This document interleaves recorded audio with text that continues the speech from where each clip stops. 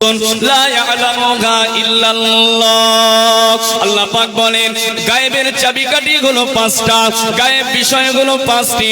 আল্লাহ নবী বলেন এই পাঁচটা বিষয় কেউ জানে না, কেউ বলতে পারবে না। মাফাতিহুল গায়বি খামসুন লা ইয়ালামুহা ইল্লাল্লাহ। ওই পাঁচটা বিষয়ের জ্ঞান কারো নাই, ওই পাঁচটা বিষয়ের জ্ঞান একমাত্র আল্লাহ রাব্বুল আলামিনের কাছে আছে। জনে বলুন সুবহানাল্লাহ। এক নাম্বার রাসূলুল্লাহ ঠিক সাজিয়ে দিয়েছে আল্লাহ নবী সহিহুল বুখারীতে ঠিক এই পাঁচটা বিষয়ের হাদিস উল্লেখ করতে গিয়ে রাসূলুল্লাহ জানিয়ে দেন লা ইয়ালামু মা তাগীদু ফিল আরহামি ইল্লাল্লাহ। রাসূলুল্লাহ বলেন এক নাম্বার রাসূলুল্লাহ এবার সাজিয়ে দিচ্ছে ও আমার উম্মতেরা লা ইয়ালামু মা তাগীদু ফিল আরহামি ইল্লাল্লাহ। মায়ের গর্ভে কি সন্তানটা আছে, মায়ের গর্ভে কি বাচ্চাটা আছে, ওটা পৃথিবীর কেউ জানে না। আল্লাহ নবী বলেন বান্দা মায়ের গর্ভে যে সন্তানটা আছে উম্মতেরা ওই জ্ঞানটা একমাত্র আল্লাহ পাকের ভিতরে। এরপরে রাসূলুল্লাহ জানিয়ে দেন আল্লাহ নবী বলেন ওয়ালা ইয়ালামু মা ফি গাদিন ইল্লাল্লাহ। আর উম্মতেরা আগামী কাল তোমার নসিবে কি আছে, আগামী কাল তোমার নসিবে কি ঘটবে, উপার্জন কি করবে, কি খাবে, তোমার কাজটা কি হবে বান্দা ওটা তুমি জানো না, কেউ জানে না। ওই বিষয়টা জানে একমাত্র আল্লাহ রাব্বুল আলামিন। তিন নম্বরে এবারে রাসূলুল্লাহ বলেছেন ওয়ালা ইয়ালামু মা তায়াতিল মাতারু ইল্লাল্লাহ, ওয়ালা ইয়ালামু মা তায়াতিল মাতারু ইল্লাল্লাহ। ও আমার উম্মতেরা আকাশ থেকে কখন বৃষ্টি জমিনে নাজিল হবে, আকাশ থেকে কখন বৃষ্টি হবে ওটা কেউ জানে না, কেউ বলতে পারবে না বান্দারে ওটা জানে একমাত্র আল্লাহ রাব্বুল আলামিন। জোরে বলুন সুবহানাল্লাহ। চার নাম্বার রাসূলুল্লাহ জানিয়ে দেন ওয়ালা ইয়ালামু বিআইয়ি আরদিন তামুতুন ইল্লাল্লাহ। ও আমার উম্মতেরা আর চার নম্বরে তোমার মৃত্যুটা কোন জায়গায় হবে, তোমার মৃত্যুটা কোন জমিনে হবে, কোথায় হবে ওটা তুমি জানো না, কেউ জানে না, কেউ বলতে পারবে না। ওটা জানে ও জ্ঞান আছে একমাত্র আল্লাহ পাকের কাছে। জোরে বলুন সুবহানাল্লাহ।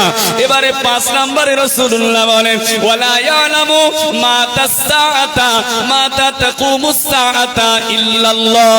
আর কিয়ামতটা কবে হবে, কিয়ামত কোন দিনে সংঘটিত হবে ওটা পৃথিবীর কেউ জানে না। সবার থেকে আল্লাহ পাক গোপন করে দিয়েছে কিয়ামত কবে হবে ওটা জানে একমাত্র আল্লাহ পাক। আরেকটু জোরে তাহলে ধারাবাহিকতা রাসূলুল্লাহ সাজিয়ে দিয়েছে। এবারে হাদিস সহিহ বুখারী কিতাবুত তাওহীদ 7379 নম্বর হাদিস। এখানে রাসূলুল্লাহ এক নাম্বার বলেছে জন্ম, তাই তো মায়ের গর্ভে যে সন্তানটা এটাই তো প্রথম হওয়া দরকার। জন্ম না হলে আর সব হয়ে কি হবে, তাহলে জন্মই আগে। তাই রাসূলুল্লাহ প্রথমে জন্মের কথা বলেছে। মায়ের গর্ভে কি সন্তান আছে ওটা কেউ জানে না, ওটা জানে আল্লাহ। এবারে জন্ম হয়ে গেল, আমার জন্ম হয়ে গেছে, আমার নসিবে কি আছে, আমার তাকদীরে কি আছে, আগামী কাল রিজিক কি হবে, আমি কি খাবো, কি পরবো আল্লাহ বলে দিচ্ছে, রাসূল বলছে ওটা কেউ জানে না, ওটা জানে আল্লাহ। তিন নম্বরে রাসূলুল্লাহ এবারে বলেছে মা তায়াতিল মাতার, বৃষ্টি কখন আসবে, কখন পানি হবে ওটা কেউ জানে না, জানে আল্লাহ। চার নম্বরে রাসূল বলেছেন, রাসূলুল্লাহ বলেন বিআইয়ি আরদিন তামুত, মৃত্যুটা কোথায় হবে, কোন জমিনে হবে ওটা জানি আল্লাহ।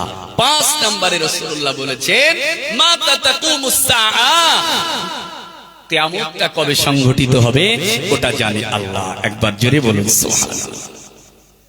আজকে এই পাঁচটি বিষয়ের আলোচনা, এটা তো বিরাট দীর্ঘায়িত আলোচনা।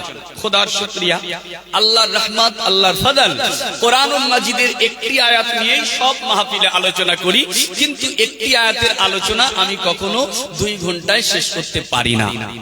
এই পাঁচটি বিষয়ের যদি ছোট্ট ছোট্ট করে আলোচনা করি অনেক দীর্ঘায়িত আলোচনা হয়ে যাবে। তাই আজকের মুমিনের জন্য, ঈমানদারের জন্য সবচেয়ে মোস্ট ইম্পর্টেন্ট বিষয় যেটি, চিন্তা করে প্রথম যে তিনটি বিষয় রাসূলুল্লাহ উল্লেখ করেছে, জন্ম, রিজিক আর বৃষ্টি, এই তিনটি বিষয়ের সম্পর্ক দুনিয়ার সাথে না? তিনটি। আচ্ছা, আপনাদের কি আজ ভালো লাগছে না? অসুবিধা হচ্ছে? ব্যাপার হচ্ছে কি জানেন, সমস্যা তো এই জায়গায় এটাই হয়। একটু সুরতাল দিয়ে একটা দুটো ঘটনা বলতে পারলে মাশাআল্লাহ ঠিক আছে, কিন্তু দুটো কোরআন হাদিসের কথা শুনতে খুবই কষ্ট হয়। কিন্তু কষ্ট করলে লাভ হবে, কষ্ট করলে লাভ হবে, উপকার হবে। শুধু কান আরাম পেয়ে মজা লেগে কিছুই হবে না। সওয়াব দক্ষিণ মৌখালী বাৎসরিক রিসালে সওয়াব, নারে তাকবীর। সম্মানীয় ভাইরা, তাহলে রাসূলুল্লাহ প্রথম যে তিনটি বিষয় উল্লেখ করেছে, এই তিনটি বিষয়ের সম্পর্কই দুনিয়ার সাথে। জন্ম, রিজিক, বৃষ্টি, তিনটির সম্পর্ক দুনিয়ার সাথে। এবারে লাস্ট যে দুটি বিষয় রাসূলুল্লাহ উল্লেখ করেছেন, মৃত্যু আর কিয়ামত, এই দুটো বিষয়ের সম্পর্ক। যদি আখিরাত কেন্দ্রিক হয় তাহলে আমাদের হয়তো একটু মনটা নরম হতে পারে, গলতে পারে। তারপরেও প্রথম বিষয় আমি একটু সংক্ষেপে বলে দেই। আল্লাহ পাক বলেছেন, মায়ের গর্ভে যে সন্তান আছে কেউ জানে না। কিন্তু এখন তো আধুনিক বিজ্ঞানে এসে এক পর্যায়ে গিয়ে মায়ের গর্ভে যে সন্তানটা আছে তার ধারণা দিয়ে দিতে পারছে। তাহলে কোরআনের এই আয়াতটা কি ভুল বলে মনে হচ্ছে? দুটি ব্যাখ্যা দিয়েছেন। এক, মায়ের গর্ভে কি সন্তান আছে, ওই সন্তানটাই যে কি ছেলে না মেয়ে এমনটাই যে শেষ কথা নয়, বরং ওই সন্তানের জন্ম, গর্ভধারণ থেকে শুরু করে আর তার মৃত্যু পর্যন্ত যা কিছু ঘটবে পুরোটাই এই আয়াতের মধ্যে উল্লেখ করা হয়েছে। যে মায়ের গর্ভে ওই সন্তানের জন্য কি নির্ধারণ আছে এটা আল্লাহ ছাড়া আর কেউ জানে না। এটা এক নাম্বার ব্যাখ্যা। দ্বিতীয়ত হচ্ছে, মায়ের গর্ভে যে সন্তানটা আছে 3 4 12 120 দিন, 120 দিন পর্যন্ত মায়ের গর্ভে যে সন্তানটা আছে শুরু থেকে 120 দিনের ভিতরে কোনো বৈজ্ঞানিকের বলার ক্ষমতা নাই যে ওই সন্তান কবে বলতে পারবে, কবে বলতে পারবে সেটা যখন সন্তানটা পরিপক্কতা লাভ করবে, যখন মায়ের গর্ভে সন্তান সম্পূর্ণ আকৃতি, গঠন, আকৃতি যা ঠিক হয়ে যাবে। তাই কোরআন মাজিদে একটা মানবের, একটা বাচ্চার জন্ম প্রক্রিয়া, জন্ম বৃত্তান্ত আল্লাহ পাক কোরআন মাজিদে উল্লেখ করেছে। এমনকি কিয়ামত পর্যন্ত সব বৃত্তান্ত আল্লাহ পাক কোরআন শরীফে উল্লেখ করেছেন। সূরা মুমিনুনের ভিতরে আল্লাহ পাক সেটাই জানিয়ে দেন, শুধু একজন বাচ্চা মায়ের গর্ভে সে যে জন্মগ্রহণ করেছে, পরিপূর্ণ যখন সে বাচ্চার আকৃতিতে তৈরি হয়ে যায়, তখন বৈজ্ঞানিকরা বলতে পারে, তার আগে বলতে পারে না, কিন্তু তার আগেও তো সেতে গর্ভধারণ করেছে। কোরআন মাজিদে আমার আল্লাহ জানিয়ে দেয়, ওয়ালাকাদ খলাকনাল ইনসানা মিন সুলালাতিন মিন তিন সুম্মা জাআলনাহু নুতফাতান ফি করারিম মাকিন সুম্মা জাআলনান নুতফাতা আলাকা ফাখলাকনাল আলাকাতা মুদগা ফাখলাকনাল মুদগাতা ইযামা ফাকাসাওনাল ইযামা লাহমা সুম্মা أنشأناه خلقا آخر فتبارك الله أحسن الخالقين ثم إنكم بعد ذلك لميتون ثم إنكم يوم القيامة تبعثون। আল্লাহ পাক একটা বাচ্চা, একটা মানবের জন্ম বৃত্তান্ত একেবারে শুরু থেকে নিয়ে কিয়ামত পর্যন্ত সংক্ষেপে আল্লাহ বর্ণনা করে আল্লাহ পাক জানিয়ে দেন, ওয়ালাকাদ খলাকনাল ইনসানা মিন সুলালাতিন মিন তিন। বান্দা শোনো শোনো, নিশ্চয়ই আমি আল্লাহ মানুষকে সৃষ্টি করেছি মাটির নির্যাস থেকে। একদম প্রথম কথা, আল্লাহ আমি মানুষকে সৃষ্টি করেছি মাটির নির্যাস থেকে।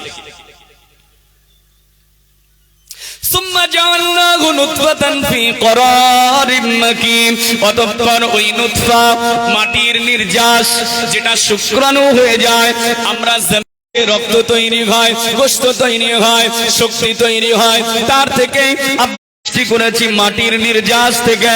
অতঃপর ওই নির্যাস থেকে, মাটির নির্যাস থেকে তৈরি হওয়া বানোটা মায়ের রক্তের সঙ্গে মিশে যায়, মায়ের রক্তের সঙ্গে অর্থাৎ ঝুলন্ত একটা রক্তপিণ্ডতে পরিণত করে অতঃপর ওই রক্তপিণ্ডটাকে আমি আল্লাহ পাক গোশতপিণ্ডে পরিণত করি, অতঃপর ওই গোশতপিণ্ডটাকে আমি আল্লাহ হাড্ডিতে পরিণত করি। মানব দেহের যে হাড়গুলো আছে ওই হাড়গুলোকে তৈরি করি।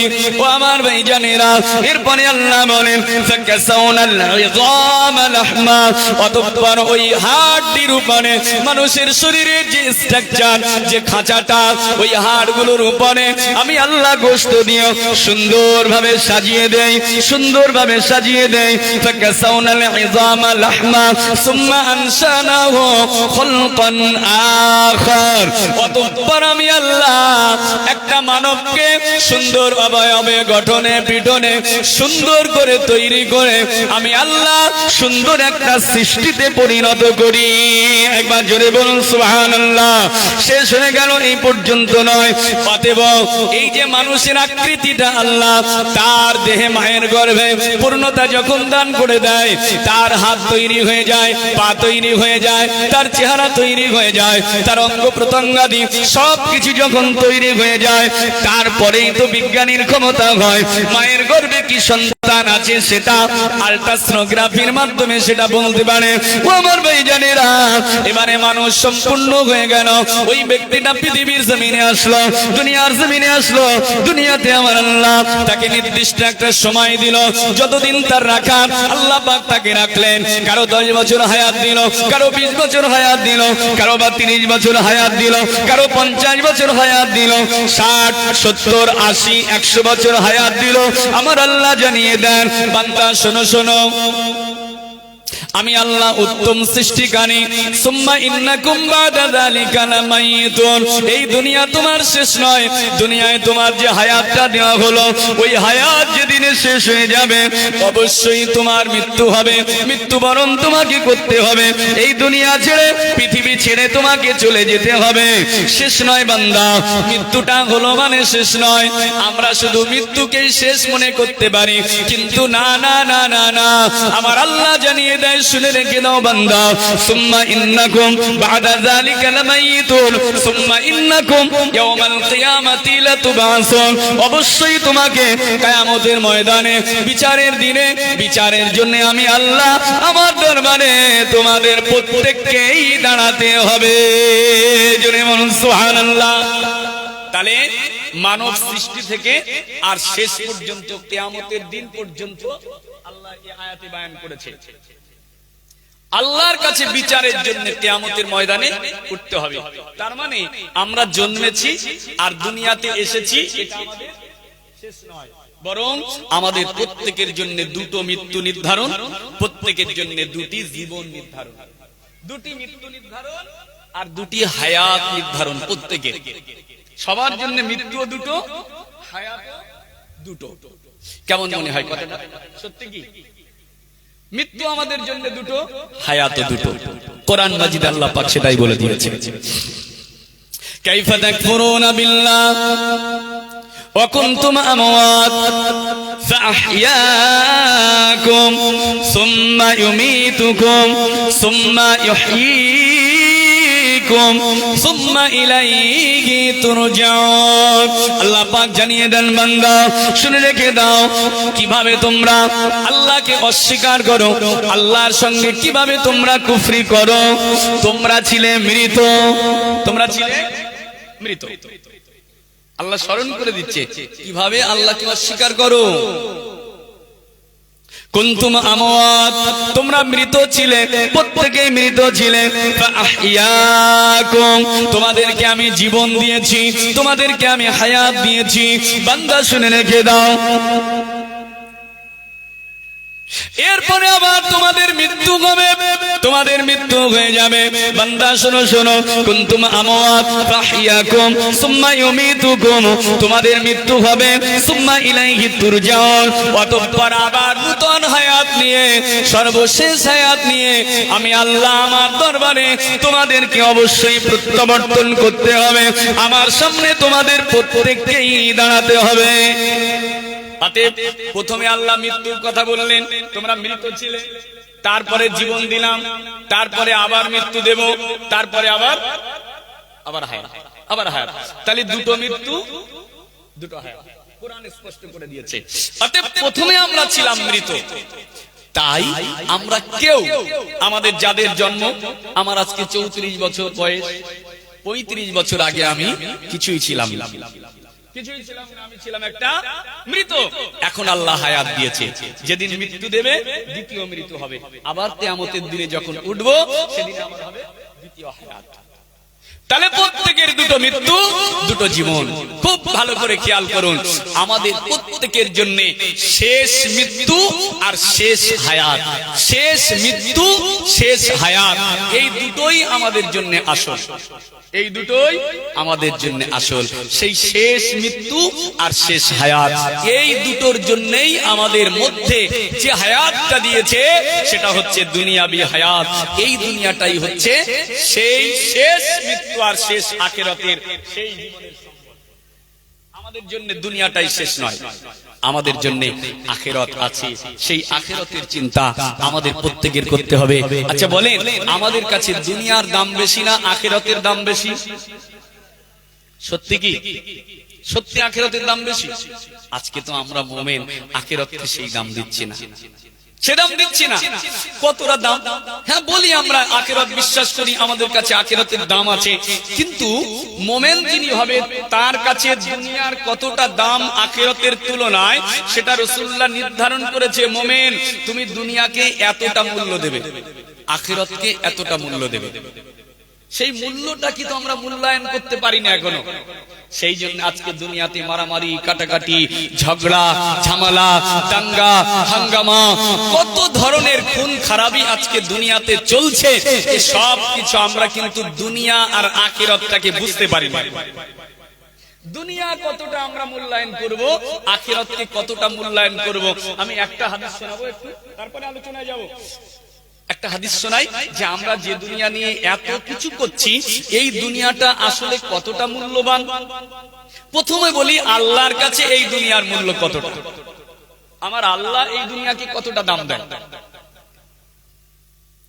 কথা বুঝে আসছে না? ঘুম লেগে গেছে বাজি? ঘুম লাগছে? একটু চোখটা একটু আমার দিকে রাখেন, কোরআনের দুটো আয়াত শুনে যান। আল্লাহ আপনার নসিব বুলন্দ করে দেবে ইনশাআল্লাহ। আসুন তাহলে দুনিয়াটা আমাদের কাছে কতটা দামি, এই দুনিয়াটা আখিরাত এই আল্লাহ পাকের কাছে কতটা দামি। আল্লাহর কাছে, আল্লাহ তো বিশ্ব ব্রহ্মাণ্ড, নবমণ্ডল, ভূমণ্ডল, কুল আলামিনের তিনি সৃষ্টিকর্তা, তিনি খালিক, তিনি মালিক। তার কাছে এই পৃথিবীর মূল্যটা একেবারে সামান্য। সেই সামান্যটা কতটা? হাদিসটি সুনান ইবনে মাজাহ কিতাবুজ যুহুদের ভিতরে এসেছে। রাসূলুল্লাহ বলেন, লাউ কানাতিদ দুনিয়া ওয়া ইনদাল্লাহি তা'দিলুন জানাহু বাউদাতিন মা সাকা কাফিরুম মিনহা শারবাতান। আল্লাহ বলছে, আমার রাসূল বলেন, আমার আল্লাহর কাছে যদি এই গোটা পৃথিবী, বিরাট বিস্তীর্ণময় পৃথিবী, এই গোটা পৃথিবীটা যদি আমার আল্লাহর কাছে একটা মশার দানা, কি মশার দানা, এই মশার দানা পরিমাণ যদি আল্লাহর কাছে মূল্য থাকতো, এই পৃথিবীতে বিচরণশীল আল্লাহর অবাধ্যচারী কাফের বেঈমানকে আমার আল্লাহ পানি পর্যন্ত খাওয়াতেন না। অথচ আল্লাহ আমাদের সবকিছু দিচ্ছে, কাফেরকে খাওয়াচ্ছে, বেঈমানকে খাওয়াচ্ছে, ইহুদিকে খাওয়াচ্ছে, নাসারাকে খাওয়াচ্ছে, আল্লাহ সবাইকে খাওয়াচ্ছে। কিন্তু আল্লাহ বলছে, আমার কাছে যদি দুনিয়ার মূল্যটা মশার দানার মতো হতো, তাহলে আমার অবাধ্যচারীকে একটা ঢোক পানি পর্যন্ত খাওয়াতাম না। তাহলে এই হাদিস স্পষ্ট হয়ে গেল আল্লাহ পাকের কাছে এই দুনিয়ার মূল্য কতটা। আমার কথা শুনছে না? মশার দানার মতো না, যদি হতো তাহলে তো খাওয়াতো না। তাহলে আল্লাহর কাছে দুনিয়ার মূল্যটা মশার দানার মতো না, আল্লাহর কাছে একেবারে ক্ষুদ্র, মশার দানার থেকে কম। কিন্তু আমরা তো মানুষ। আল্লাহ এই দুনিয়াতে যেটি আল্লাহর কাছে মশার দানার থেকে কম দাম, সেই দুনিয়াতে আল্লাহ আমাকে পাঠিয়েছে, আপনাকে পাঠিয়েছে। এই দুনিয়াতেই কর্ম করে আখিরাতে যেতে হবে। তাহলে আমাদের কাছে এই দুনিয়াতে একটা মূল্য থাকবে, আমার কাছে তো থাকবে, আপনাদের কাছে তো মূল্য থাকবে, কিন্তু সেই মূল্যটা কতটা? আল্লাহ কতটা মূল্য দেয় সেটা ছেড়ে দিলাম, আপনার কাছে আমার কাছে মুমিনের কাছে এই দুনিয়ার মূল্যটা কতটা হওয়া উচিত? কতটা? আমি আমার নিজের কথা বলবো না, একটা হাদিস শুনিয়ে দেব, আর দুনিয়ার মূল্যটা আখিরাতের তুলনায় আপনার কাছে কতটা বুঝে যাবেন। আচ্ছা, আপনারা সমুদ্র দেখেছেন? সমুদ্র কে দেখেছেন? সমুদ্র আপনি দেখেছেন? আচ্ছা, মুরব্বী বাবাজিরা কেউ দেখেছেন সমুদ্র? দেখেছেন? কোথায়? হ্যাঁ না, ও তো সমুদ্র না, ওটা সমুদ্র। জঙ্গলে গেলে তো সুন্দরবন জঙ্গলে গেলে ওটা সমুদ্র না। বঙ্গোপসাগর দেখেছেন আমাদের বাবুজি। আর কেউ দেখেছেন সমুদ্র? আপনি বঙ্গোপসাগর দেখেছেন, তাই তো? আচ্ছা, মানে দীঘায়, তাই তো? ওই আপনার ওই কাকদ্বীপের দিকে, তাই তো? শুরু নাকি? আচ্ছা, যাই হোক, আমি কোনোদিন দীঘাতে আপনার ওই সমুদ্রে যাই না বলে আমার অভিজ্ঞতাটা নেই, আমি জানি না। তবে সমুদ্র দেখার জন্য খুব সহজ জায়গা দীঘায় যাও, হ্যাঁ একই, অথবা বকখালি। সমুদ্র দীঘা অথবা বকখালি। আপনারা কেউ দীঘায় গিয়েছেন? দীঘায় যাওয়া কেউ আছে? দীঘা তুমি তো যাবে, বয়স্করা কেউ যায়নি। গিয়েছেন দীঘায়? আমার কথাটা খারাপ নেবেন না, আমি কিন্তু একটু এরকম ভাবেই ওয়াজ নসিহত করি সম্মানীয় ভাইরা। তো দীঘায় যাওয়াটাকেও আমরা খারাপ মনে করি, কিন্তু না, দীঘায় যাওয়াটা খারাপ নয়। কেউ যদি শুধু সমুদ্র দেখবো মনে করে, এই মনে করে যদি দীঘায় সমুদ্র দেখতে যায়, কোনো খারাপ হবে না, কোনো গুনাহ হবে না। তবে জায়গাটা তো খারাপ, সেই জন্য খারাপ জায়গায় গেলে গুনাহ হওয়ার সম্ভাবনা বেশি, সেই জন্য তরক করা ভালো। তবে কেউ যদি শুধু সমুদ্র দেখবো এই নিয়াতে দীঘার সমুদ্র দেখতে যায়, কোনো গুনাহ হবে না, বরং সমুদ্র দেখতে গেলে সওয়াব হবে, নেকি হবে, আল্লাহর নিদর্শন দেখা যাবে। একবার জোরে বলুন সুবহানাল্লাহ। কারণ কোরআন মাজিদে আল্লাহ সমুদ্র দেখতে বলেছে, তাই সমুদ্র আমাদের দেখতে হবে, যেখানে হোক গিয়ে দেখে আসতে হবে। এই যে সূরা আলোচনা করছি, সূরা লুকমানের 34 নম্বর আয়াত আর 32 নম্বর আয়াতে আল্লাহ সমুদ্র দেখার কথা বলেছে। সমুদ্রটা দেখো, তার ভিতরে আমার নিদর্শন আছে, আল্লাহ বলে দিয়েছে।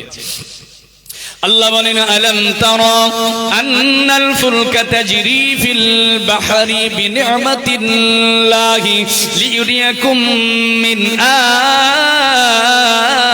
আয়াতিহি ইন্না ফি যালিকা লাআয়াতিন লিকুল্লি সাব্বারিন শাকুর। আল্লাহ পাক জানিয়ে দেন, ও বান্দারা, আলম তারা আন্নাল ফুলকা তাজরি ফিল বাহরি বিনি'মাতিল্লাহ, বান্দা তুমি কি দেখো না? মহাসমুদ্রের দিকে কি তাকিয়ে একবার দেখো না? মহাসমুদ্রের দিকে তাকিয়ে দেখো, ওই বিরাট মহাসমুদ্রের উত্তাল তরঙ্গ, সমুদ্রের তরঙ্গমালা দেখলে বুকটা দুরু দুরু হয়ে কেঁপে ওঠে। সমুদ্রের বিশাল ঢেউটা দেখলে বুকটা কেঁপে ওঠে। আল্লাহ পাক বলে, বান্দা তুমি কি ওই মহাসমুদ্রের দিকে একবার তাকিয়ে দেখো না? মহাসমুদ্রের দিকে একবার তাকিয়ে দেখো, ওই বিরাট মহাসমুদ্রের উত্তাল তরঙ্গমালার ভিতরে জাহাজ চলে, বড় বড় জাহাজগুলো চলে, বড় বড় জাহাজগুলো চলে। কিভাবে চলে? বিরাট পানির মধ্যে, বিরাট সাগরের উপরে, সমুদ্রের মধ্যে বড় বড় জাহাজগুলো কিভাবে চলে? না না না, তাদের চলার কোনো ক্ষমতা নয়, তারা একা একা চলতে পারে না, তাদের চলার ক্ষমতা নাই। আমি আল্লাহ জানিয়ে দিলাম, তারা চলে আমি আল্লাহ আমার অনুগ্রহে, তারা চলে আমি আল্লাহ আমার দয়াতে। জোরে বলুন সুবহানাল্লাহ। সমুদ্রে চলে আল্লাহর অনুগ্রহে নৌকা চলে। কেন?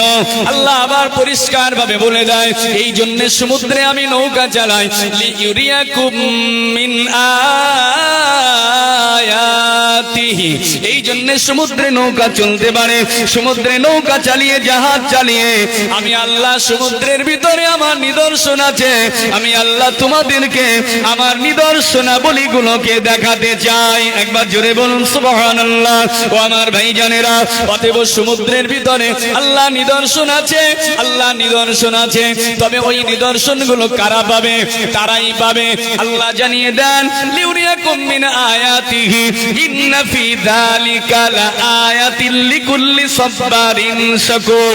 ওই নিদর্শনগুলি তাদের জন্য, তারা এই সমুদ্রে আল্লাহর নিদর্শনাবলীগুলো খুঁজে পাবে যারা চরম ধৈর্য ধারণকারী আর চরম কৃতজ্ঞতা আদায়কারী, যারা আল্লাহর কৃতজ্ঞতা আদায় করে, আল্লাহর শুকরিয়া আদায় করে। এই শুকরিয়া আদায়কারী কৃতজ্ঞ ব্যক্তিগুলো সমুদ্রে গিয়েও আমি আল্লাহ আমার নিদর্শনগুলো দেখতে পাই। একবার জোরে বলুন, আরেকটু জোরে বলুন। তাহলে শুকরিয়া আদায়কারী ব্যক্তিরা যারা নেককার, নামাজি, মুসল্লি, ধার্মিক, পরহেজগার, ঈমানদার, এই ব্যক্তিরা যখন সমুদ্রের সামনে গিয়ে দাঁড়ায়, সমুদ্রের বিরাট উত্তাল তরঙ্গ দেখে তার আল্লাহর কথা স্মরণ হয়ে যায়। একবার জোরে বলুন সুবহানাল্লাহ। অতএব সমুদ্র দেখা খারাপ নয়, বরং হৃদয় দিয়ে যদি দেখা হয় আল্লাহর নিদর্শন খুঁজে পাওয়া যায় সমুদ্রে গিয়ে। সেই সমুদ্র যারা দেখেছেন তাদের কথা আমি বলছি, যারা দেখেছেন তাদের কথা বলছি। যারা দেখেছে তারা জানে যে সমুদ্রটা কি, তার কোনো কুল নাই, তার কোনো কিনারা নাই, তার কোনো শেষ নাই, তার বিরাট পানির কোনো কিনারা নাই। সেই পানি যদি আমরা কেউ, খুব ভালো করে বুঝুন, দুনিয়ার সঙ্গে আমি আখিরাতের তুলনা দিচ্ছি যে দুনিয়াটা আখিরাতের তুলনায় কতটা, দুনিয়ার মূল্যটা আখিরাতের তুলনায় মুমিনের কাছে কতটা হওয়া উচিত। ওই বিরাট বিরাট মহাসমুদ্র, ওই বিশাল মহাসমুদ্রে গিয়ে আমরা গিয়ে আমাদের আঙুলটা বুড়িয়ে দেব। এবার এটা কোনো পড়ি না হাদিসে, কিন্তু বোঝার জন্য আগে বলছি। বিরাট মহাসমুদ্রে গিয়ে আমরা আমাদের হাতের আঙুলগুলো সমুদ্রে ঢুকিয়ে দেব। আচ্ছা বলেন, ওই সমুদ্র থেকে এবারে হাতটা বার করব, আঙুলটা বার করব। আঙুল বার করলে মহাসমুদ্রের ভিতর থেকে আমাদের আঙুলের মাথায় কফটা পানি আসবে? কফটা? আপনি ঠিক বলেছেন, 5টা আঙুলে 10 ফোঁটা। কিন্তু রাসূলুল্লাহ এখানে আসাবি বলেনি, ইসবা বলেছেন, মানে একটা আঙুল। একটা আঙুল যদি ঢুকিয়ে দেই তাহলে পানি উঠবে কতটা? 1 ফোঁটা, 2 ফোঁটা, 5 ফোঁটা, 10 ফোঁটা। আচ্ছা, এই যে পানিটা সমুদ্রের মধ্য থেকে আপনার আঙুলের মাথায় উঠে আসলো, এই আঙুলের পানির মূল্যটা সমুদ্রের কাছে কতটা? সমুদ্রের পানিটা উঠে আসার কারণে ওই মহাসমুদ্রে যদি 1000 নয় 1 কোটি যদি পাম্প লাগিয়ে দেওয়া হয়, পানি অনার্গল উঠবে। সমুদ্রের পানির কোনো ঘাটতি হবে? কোনো ক্ষতি হবে না। আমি 1 লক্ষ 1 কোটি পাম্পের কথা বলি না, শুধু আপনার আঙুলের মাথা ঢুকিয়ে দেবেন আর আঙুলটা বার করবেন, আঙুলের মাথায় কতটা পানি? 1 ফোঁটা, 2 ফোঁটা, 5 ফোঁটা, 10 ফোঁটা, যাই বলেন। এই যে পানিটা উঠে এসেছে, এই পানিটার মূল্য সমুদ্রের কাছে কতটা? কিচ্ছু নাই, কোনো মূল্য নেই। মুসলমানের ছেলেরা, সুনান ইবনে মাজাহ কিতাবুজ জুহুদের ভিতরে হাদিস এসেছে, আল্লাহ নবী তাই জানিয়ে দেন, হে আমার উম্মতেরা শোনো শোনো, ও আমার উম্মতিরা, মা মাসালু দুনিয়া ফিল আখিরা, মা মাসালু দুনিয়া ফিল আখিরা ইল্লা মাসালু মা ইয়াজআলু ইসবাহু ফিল ইয়াম্মি ফালিয়ানজুর বিমা ইয়ারজিউ। রাসূলুল্লাহ জানিয়ে দেন, হে আমার উম্মতেরা, না না না, মুমিনের কাছে আখিরাতের সঙ্গে দুনিয়ার কোনো কম্পেয়ার করা যায় না। মুমিনের সাথে আখিরাতের তুলনায় দুনিয়ার কোনো তুলনাই হয় না, কোনো মিসালই দেওয়া যায় না। ইল্লা, তবে এতটা উদাহরণ দেওয়া যায়, এতটাই মিসাল দেওয়া যায়, ইল্লা মা মাসালু মা ইয়াজালু ইসবাহু ফিল ইয়াম্মি।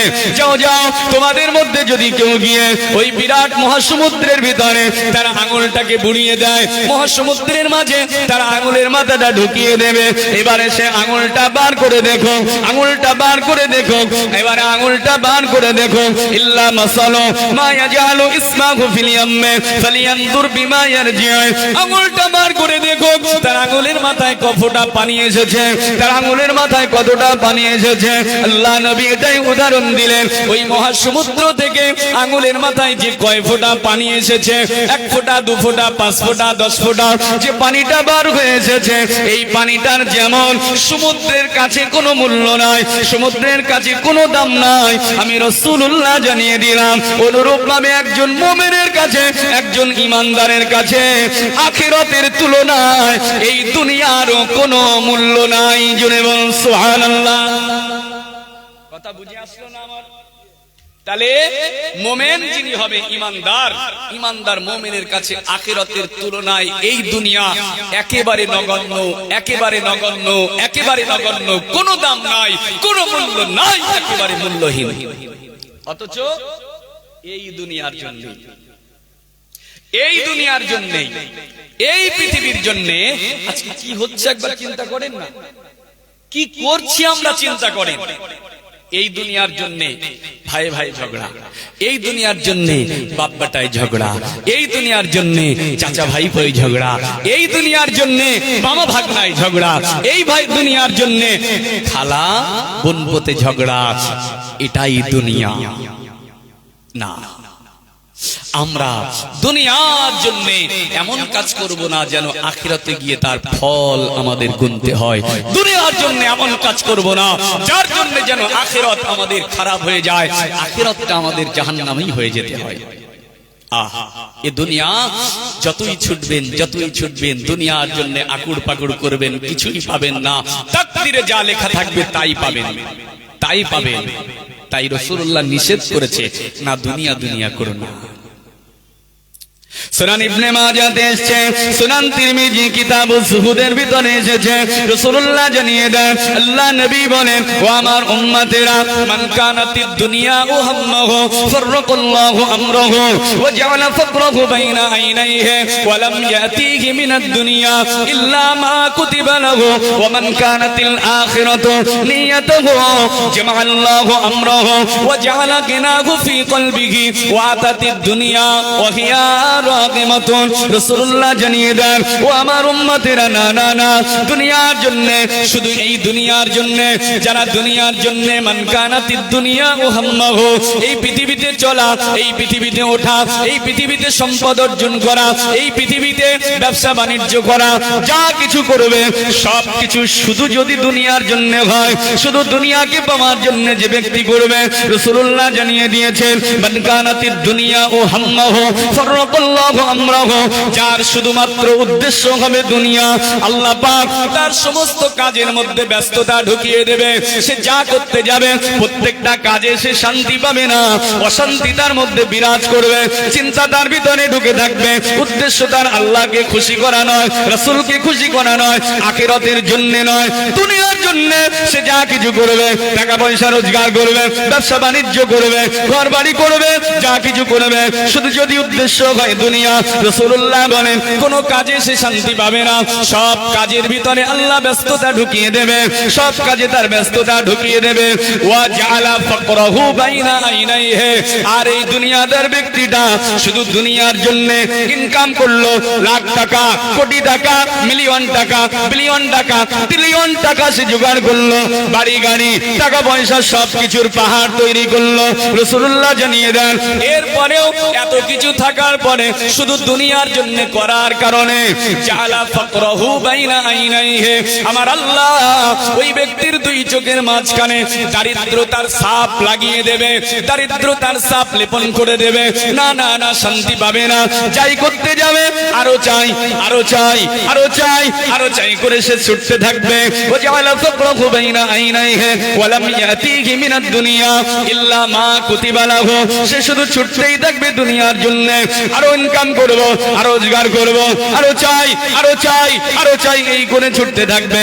কিন্তু রাসূলুল্লাহ জানিয়ে দেন, না না না, তার এই কপালে, তার তাকদীরে আমার আল্লাহ আসমান জমিন সৃষ্টির 50,000 বছর পূর্বে তাকদীরে তার যা লেখা আছে তার থেকে বেশি কিছু সে পাবে না, পাবে না, পাবে না, পাবে না।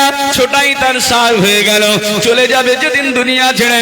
সব দুনিয়াতে শুধুমাত্র ছোট্ট একটা কবরের জায়গা নিয়ে, সাদা কাপড়ের কাফনটা নিয়েই তাকে কবরে চলে যেতে হবে। কিছুই সে পেল না, কিছুই হলো না, শুধু দুনিয়ায় তার চিন্তা ভাবনা আর কষ্টের ভিতরে তার সময়টা অতিবাহিত হয়ে গেল। অপরদিকে রাসূলুল্লাহ জানিয়ে দেন, ওয়া মান কানাতিল আখিরাতু নিয়াতুহু জামাআল্লাহু আমরাহু ওয়া জাআলা গিনাহু ফি কলবিহি ওয়া আতাতিদ দুনিয়া ওয়া হিয়া রাগিমাতুন। কিন্তু যার উদ্দেশ্য হবে আখিরাত, ব্যবসা আপনি করবেন, টাকা পয়সা আপনি রোজগার করবেন, কোনো অসুবিধা নাই, এতে কোনো চিন্তা নাই। আপনি কোটিপতি, এটা খারাপ নয়।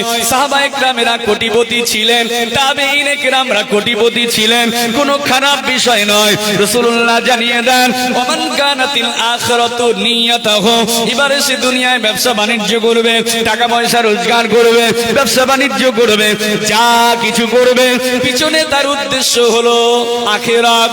আখিরাত, আখিরাতটাই তার উদ্দেশ্য।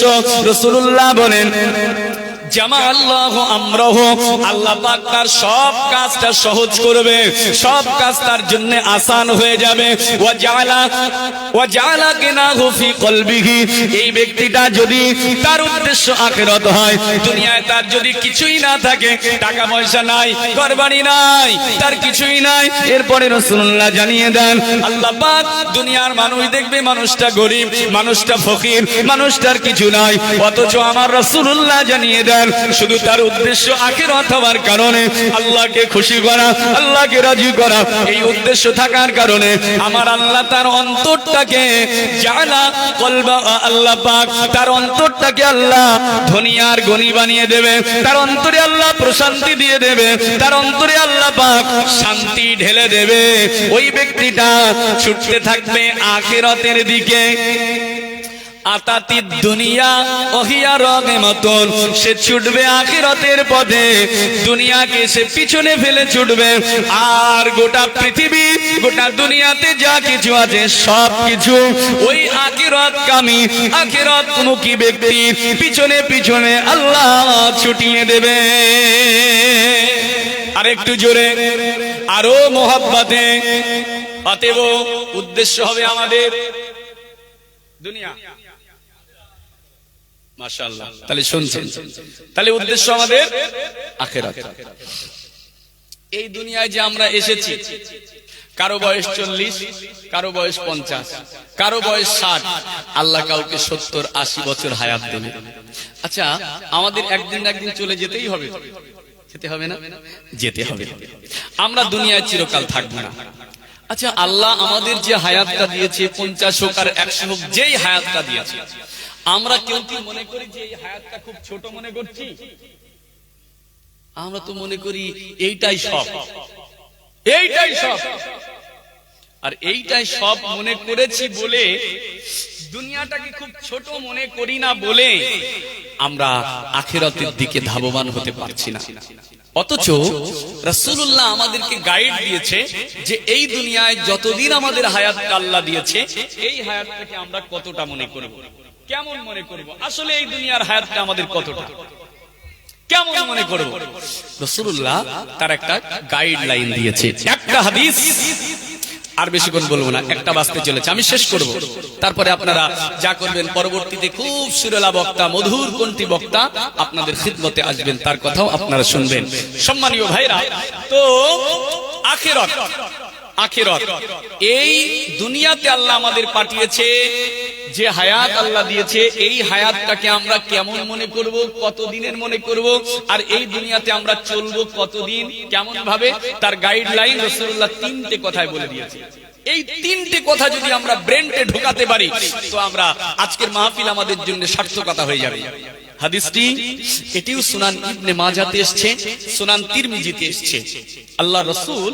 আল্লাহর রাসূলের একজন জলিলুল কদর সাহাবী, জলিলুল কদর একজন সাহাবী, নাম হচ্ছে আব্দুল্লাহ ইবনে উমর রাদিয়াল্লাহু তাআলা আনহু। কি নাম মনে রাখবেন, মানে উমর রাদিয়াল্লাহু আনহু ছেলে আব্দুল্লাহ।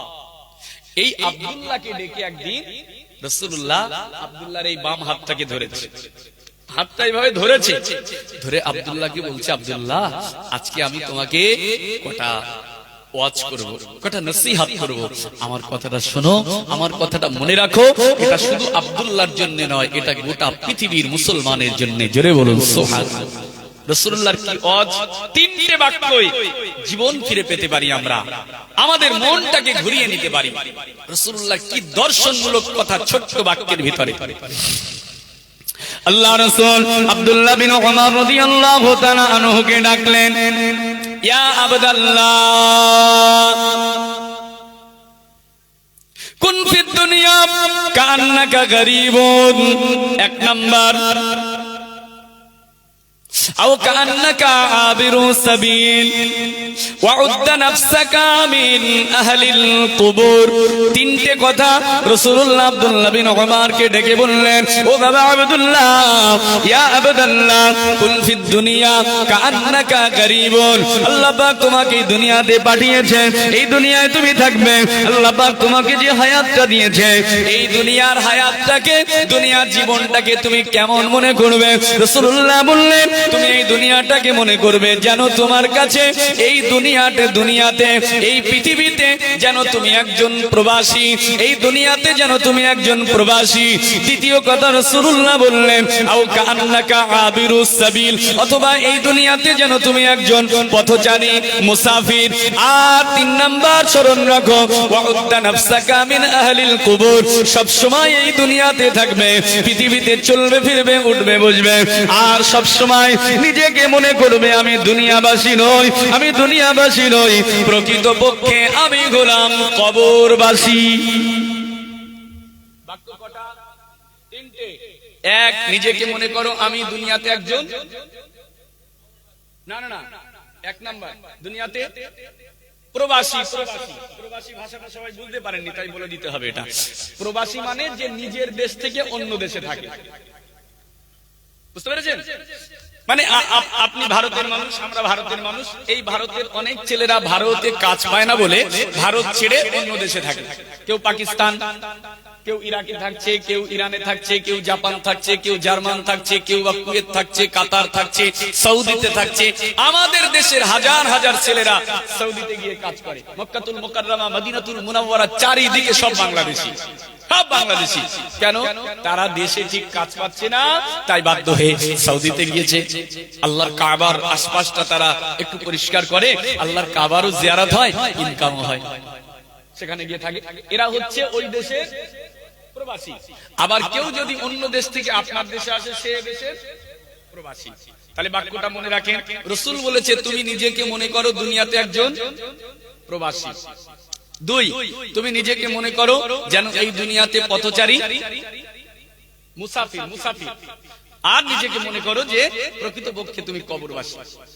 তাহলে আসল ঘর দুনিয়া নয়, আসল ঘর কবর। আসল ঘর দুনিয়া নয়, আসল ঘর কবর। খুব গভীর ভাবে কথা দুটো চিন্তা করুন, আমি একটু বুঝিয়ে দেই, মনোনিবেশ এই দিকে। আচ্ছা, কয়েকটা প্রশ্ন করি। প্রবাসী মানে যে বিদেশে থাকে।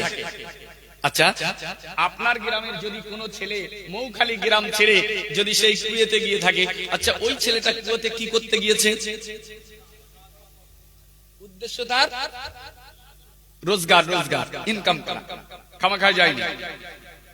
দুই, যে ছেলেটা আপনার দেশ ছেড়ে কুয়েতে গিয়ে আছে, সেই ছেলেটার মনটা কি সবসময় কুয়েতে থাকে না বাড়ির দিকে?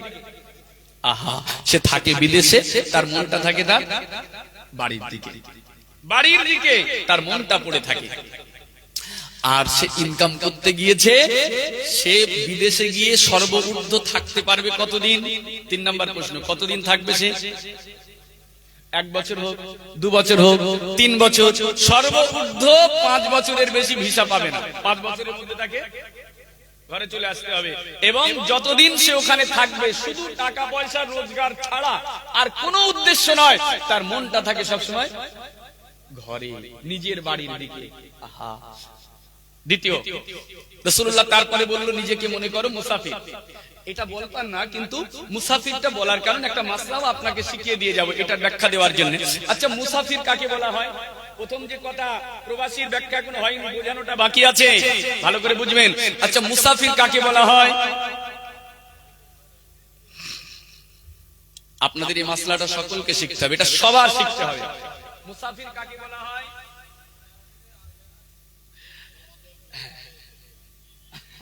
হ্যাঁ, উদাহরণ একটা দিলেন, কিন্তু আসল কাকে মুসাফির বলা হবে? মুসাফির বলা হবে যে নিজের বাসস্থান থেকে 48 মাইল, 48 মাইল অর্থাৎ 77 পয়েন্ট কত হবে? মোটামুটি 78 কিলোমিটার ধরে রাখেন। 77 থেকে 78 কিলোমিটার এতটা রাস্তা যে নিজের বাড়ি থেকে অন্যত্রে চলে যাবে, ওই ব্যক্তিটাকে বলা হবে মুসাফির। এবার দ্বিতীয় প্রশ্ন, যে ব্যক্তি মুসাফির, আমি চলে গেলাম বাড়ি থেকে 48 মাইল দূরে, এখন মুসাফির, এখন সেখানে যদি আমি অবস্থান করি ওই জায়গায়, কতদিন আমি মুসাফির থাকবো? মুসাফিরের সর্বোচ্চ সময় জানা নেই, তাহলে উপকার হচ্ছে তো নাকি? হ্যাঁ, তাহলে মুসাফির বলা হয় আপনার বাড়ি থেকে যখন আপনি 48 মাইল দূরে চলে যাবেন তখন মুসাফির। আর আপনি যদি ওখানে গিয়ে অবস্থান করেন তাহলে মুসাফিরের আপনার সর্বোচ্চ সময় সীমা হচ্ছে 15 দিন। কতদিন? 15 দিন। মানে মুসাফির যিনি হয়ে গেল তার কিন্তু নামাজের সিস্টেম চেঞ্জ হয়ে যায়। নামাজের সিস্টেম কেমন? আপনি জোহরের নামাজ পড়েন করাকাত, করাকাত পড়েন, জোহরের ফরজ নামাজ করাকাত পড়েন 4 রাকাত, কিন্তু আপনি এখন মুসাফির, করাকাত পড়বেন, করাকাত বাজি ঘুমোচ্ছে, একটু জাগিয়ে দেন, মাসালা ভুল হয়ে যাবে না। এদিকে মুসাফির যিনি হবে জোহরের 4 রাকাত ফরজ পড়বে করাকাত, আসরের 4 রাকাত ফরজ, মাগরিবের 3 রাকাত ফরজ। না, এটাই আমার জানানোর বিষয়। 4 রাকাত বিশিষ্ট নামাজগুলো 2 রাকাত করে পড়বে, কিন্তু মাগরিবের 3 রাকাত ফরজ নামাজ 3 রাকাত পড়বে, 3 রাকাত পড়বে, এটা বাড়বে না, কারণ ওটাকে আপডেট করা যাবে না। যেমন তালাক, তালাক, তালাকের মাসলা, আচ্ছা ওটা অনেক লম্বা হয়ে যাবে, ওটা আবার কোনোদিন যদি সময় হয় বলবো, আসলে মূল বিষয়টা বুঝিয়ে নেই। তাহলে এশার 4 রাকাত ফরজ নামাজ পড়বে করাকাত, 2 রাকাত, ফজরের 2 রাকাত ফরজ পড়বে 2 রাকাত। তাহলে নামাজের নিয়মটা একটু চেঞ্জ হয়ে গেল। এটা কতদিন করবে এইভাবে নামাজ? যদি সে 15 দিন পর্যন্ত থাকে, আর 15 দিনের ঊর্ধ্ব চলে গেলে আর সে মুসাফির থাকবে না, সে মুসলিম হয়ে যাবে ব্যক্তিটা। তখন আর বাড়িতে যেমন নামাজ পড়ি তার অর্ধেক নয়, বাড়ি যা পড়ি তাই পড়তে হবে। তাহলে খুব গভীর ভাবে বুঝুন, একজন ব্যক্তির মুসাফিরের হালাত সর্বোচ্চ 15 দিন। রাসূলুল্লাহ উদাহরণ দিয়েছে, তুমি দুনিয়াতে মুসাফিরের মতো মনে করো যে দুনিয়াতে আমি 15 দিনের একজন মুসাফির। আর 1 নাম্বার রাসূল বললেন, তুমি দুনিয়াতে মনে করো তুমি একজন প্রবাসী, 1 বছর 2 বছর 5 বছর, তার বেশি তোমার সময় নয়। সম্মানীয় ভাইরা, তাহলে যে ব্যক্তিটা প্রবাসী হয়ে গেল, নিজের দেশ ছেড়ে অন্য দেশে চলে গেল, ওই ছেলেটা বিদেশে গিয়েছে, তার উদ্দেশ্য হলো ও রোজগার করা, টাকা পয়সা ইনকাম করা, তার উদ্দেশ্য কিন্তু বিদেশে এমনি যাওয়া নয়। ও আমার ভাই জানেরা, যে ব্যক্তি প্রবাসী হয়ে গেল, উদ্দেশ্য তার অর্থ রোজগার করা, টাকা পয়সা রোজগার করা। ওই ছেলেটা টাকা পয়সা রোজগার করে, বাড়িতে তার বিবি আছে, বাড়িতে তার বাচ্চা আছে, বাড়িতে তার মা আছে, আব্বা আছে, যাতে তাদের মুখে সুন্দরভাবে আহারটা তুলে দিতে পারে, তাদের মনে যাতে শান্তি দিতে পারে, সেই জন্য ছেলেটা কষ্ট করে বিদেশে পড়ে আছে। ওই ছেলেটা বিদেশে পড়ে আছে, 2 টাকা পয়সা রোজগার করে দেশে সুন্দর একটা বাড়ি তৈরি করবে। ওই ছেলেটা বিদেশে কয়েক বছর পড়ে আছে, কিছু টাকা রোজগার করে নিয়ে দেশে এসে সুন্দর একটা ব্যবসা তৈরি করবে, দোকান বানিয়ে নেবে, ব্যবসা করবে, এটা তার উদ্দেশ্য। কিন্তু ওই ছেলেটা বিদেশে গিয়ে পড়ে আছে, তার মনটা কিন্তু বিদেশে থাকে না, থাকে না, থাকে না। বেশিরভাগ সময় তার মনটা পড়ে থাকে দুনিয়ায়, তার নিজের বাড়ির দিকে, নিজের ঘরের দিকে। তার দেহ থাকে বিদেশে, মনটা থাকে বাড়িতে। ও আমার ভাই জানেরা, সে 1 বছর 2 বছর 5 বছর পরে তার ঘরেতে চলে আসবে, বাড়িতে ফিরে আসবে, নিজের ঘরে চলে আসবে, তার প্রবাসী জীবন শেষ হয়ে যাবে। রাসূলুল্লাহ এই ছোট্ট কথায় কত বড় দর্শন দিয়ে দিলেন। ও আমার উম্মতেরা, এই দুনিয়াতে তুমি একজন প্রবাসী, এই দুনিয়ায় চিরকাল থাকতে পারবে না। 1 বছর 2 বছর 5 বছর তোমার যে হায়াতটা, মনে করো দুনিয়ায় তুমি একজন প্রবাসীর মতো। এই দুনিয়ায়, এই পৃথিবীতে তুমি যেমন প্রবাস জিন্দেগিতে গিয়ে টাকা পয়সা রোজগার করো, বিবি বাচ্চার মুখে আরামের আহারটা তুলে দেওয়ার জন্য, সুন্দর ঘরটা করার জন্য, ঘরেতে মার্বেল বসাবে, ঘরে ঘরেতে এসি লাগাবেন, ঘরেতে লাইটিং করবেন, আর সুন্দর একটা ব্যবসা তৈরি করবেন আরামের সঙ্গে দিন অতিবাহিত করার জন্য। আল্লাহ নবী ঠিক এটাই বলে দিলেন, উম্মত তুমি এই দুনিয়াতে একজন প্রবাসী, এই দুনিয়ায় বেশি দিন থাকা হবে না, এই দুনিয়া ছেড়ে চলে যেতে হবে। এই দুনিয়াতে তুমি আখিরাতের ঘরটা সুন্দর করার জন্য, আখিরাতের ঘরটা চাকচিক্যময় করার জন্য, আখিরাতের ঘরটা নূরান্বিত করার জন্য, আখিরাতের ঘরটা আরামদায়ক বানানোর জন্য এই দুনিয়াতে উপার্জন করে নাও, এই দুনিয়াতে উপার্জন করে নাও। আর দুনিয়া ও মাজরাতুল আখিরাহ, এই দুনিয়া তোমার আখিরাতের কৃষি ক্ষেত্র। দুনিয়াতে তোমাকে চাষ করতে হবে, দুনিয়াতে তোমার ফসল ফলাতে হবে, আখিরাতে গিয়ে ফলটা কাটতে পারবে। ও মা, ওই ছেলেটা যেমন বিদেশে থাকে তার মনটা থাকে ঘরের দিকে, ওই রকম ভাবে তুমি এই দুনিয়াতে থাকো। আর ওয়াউদ্দা নাফসাকা মিন আহলিল কুবুর, সব সময় নিজেকে মনে করো দুনিয়ায় আমি চিরকালের জন্য নয়, এই দুনিয়া আমার আসল বাড়ি নয়, আমার আসল বাড়ি হলো কবর। সব সময় মনে করো আমি প্রকৃতপক্ষে একজন কবরবাসী। আর একটু জোরে, আরো জোরে বলুন সুবহানাল্লাহ। তাহলে আমরা সবাই দুনিয়া ছেড়ে চলে যাব। তাহলে সেই সৃষ্টি বৃত্তান্ত আল্লাহ সুন্দর করে গঠন করে আমাদের পাঠিয়েছেন দুনিয়াকে কেমন মনে করব, দুনিয়াতে কিভাবে চলবো, দুনিয়ায় কি উপার্জন করব, আমলটা কি করব, পুরো বৃত্তান্ত সংক্ষেপে আমি দুনিয়ায় একটা হাদিস থেকে বলে দিলাম। এবারে দুনিয়ার আমাদের কাজ শেষ হয়ে যাবে, চলে যাব আমরা কবরে। সেই প্রথম আয়াতের কথা মনে করেন, 4 নাম্বার মৃত্যু। 4 নাম্বার মৃত্যু। মৃত্যু আপনার হবে, আমাদের সকলার হবে, এ দুনিয়া শেষ নয়। মৃত্যু আমার আপনার সবার হয়ে যাবে। জানি না কোথায় মৃত্যুটা হবে, কোন জমিনে মৃত্যু হবে। আপনার মৌখালি মৃত্যু হবে না, আপনার মৃত্যুটা আপনার দেশের অন্যত্রে হবে। আমার ভাইজানেরা, মুসলমানের ছেলেরা, নওজোয়ান তরুণেরা, ও আমার ভাইরা, মৃত্যু কোথায় হবে জানি না, কখন হবে জানি না, কখন চলে আসবে। বহুত তো তম্বি করে বিরাট শক্তি নিয়ে দুনিয়াতে ঘুরি, কিন্তু একবারও চিন্তা করি না বিরাট শক্তির দেহটা, আমার এই বিরাট জাকজমকপূর্ণ দুনিয়াটা, আমার বিরাট সুন্দর বাড়িটা, আমার সুন্দর নারীটা, সন্তান সন্ততিটা, সবকিছু ছেড়ে কখন চলে যেতে হবে জানি না, কেউ বলতে পারি না। তবে মৃত্যু তো আপনার হবেই হবে, মৃত্যু তো আপনার ছাড় নাই। কখন হবে আল্লাহ পাক সেটাও জানিয়ে দিয়েছেন, ইদা জাআ আজালুহুম লা ইস্তাখিরুনা সাআতাও ওয়া লা ইস্তাকদিমুন। বান্দা জানো না তোমার মৃত্যুর যে সময়টা আছে, ওই সময়ের এক মুহূর্ত আগে তোমার মৃত্যু হবে না, আবার পরেও হবে না। নির্দিষ্ট সময় যখন আপনার মৃত্যুটা লেখা আছে, যে সময় মৃত্যুটা তাকদীরে আছে, ঠিক সেই সময় মৃত্যু সংগঠিত হয়ে যাবে। মৃত্যু হয়ে গেল, চলে যাব কবরে, কবরে চলে যাব, কবরে চলে যাব। কবরে শুধু আমাদের দেহটা পচে গলে শেষ হয়ে যাবে না। মৃত্যু নিয়ে লম্বা কথা আমার ছিল, আলোচনা সংক্ষেপ করছি ভাইরা আমার। চলে যাব আমরা কবরে, যেদিন মওত হয়ে যাবে আমরা আখিরাতের প্রথম মঞ্জিলটা ধরে নেব, আখিরাতের প্রথম ঘাটিটা ধরে নেব। কবরে যেদিন চলে যাব, ওই কবরে যেদিন যাব, আর দুনিয়াতে আপনাকে কেউ নেতা বলে ডাকবে না, মন্ত্রী বলে ডাকবে না, ডক্টর বলে ডাকবে না, মাস্টার বলে ডাকবে না, ইঞ্জিনিয়ার বলে ডাকবে না, জ্ঞানী বলে ডাকবে না, আলেম বলে ডাকবে না, মুফতি বলে ডাকবে না, ফকি বলে ডাকবে না, হুজুর বলে ডাকবে না। কবরে আপনার এই পরিচয় কোনো লাভ হবে না। দুনিয়ায় আপনি যাই হোক না কেন, কবরের এই পরিচয়ের কোনো লাভ নাই, কোনো দাম নাই, কোনো মর্যাদা নাই। কবরে যেদিন আমরা চলে যাব, ওই কবরে আর অন্য কোনো পরিচয় দিয়ে ডাকা হবে না। ওই কবরে আমার আপনার জন্য পরিচয় থাকবে দুটো। কবরের পরিচয় দুটোর বেশি পরিচয় আর নেই। কবরের দুটোই পরিচয়, তবে দুটো পাবেন না।